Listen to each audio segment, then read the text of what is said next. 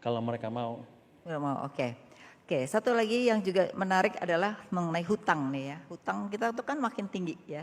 Tapi kalau kita lihat pembangunan makin banyak, tapi banyak pembangunan yang tidak bermultiplier efek terhadap ekonomi.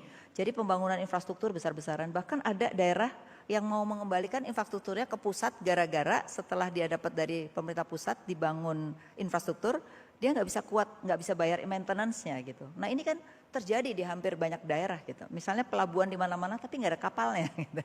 Nah ini kan buang-buang udah utangnya banyak, nggak ada multiplier. Ini ke depan punya pandangan nggak? Karena ini menurut saya beban makin banyak tapi efeknya nggak ada. Anda bercerita zaman sekarang apa zamannya presiden sebelumnya?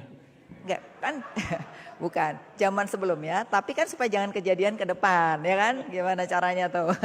Karena beban utang kan tahun ini dan tahun lalu kan cukup besar untuk dibayar ya. Nah itu seperti apa juga sekalian?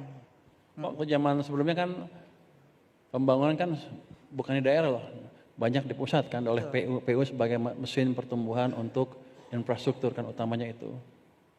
Mungkin itu yang terjadi, ada sebagian yang nggak pas. Kalau daerah yang membuat, selama dikontrol dengan baik harusnya nggak apa-apa. Betul. Jadi yang penting adalah nanti mereka buat apa, kita kontrol dari pusat seperti apa. Itu.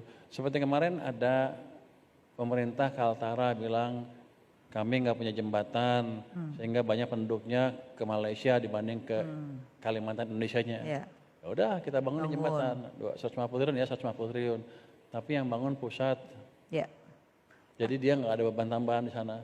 Tapi nanti ke depan kan kayak tadi dia ngusulin kita bangun, dia ngusulin. Tapi pelan-pelan kan harusnya daerah membangun ekspertis sendiri dalam hal itu. Iya, iya. Tapi saya pikir sih kita nggak perlu balik ke sentralisasi lagi. Setuju.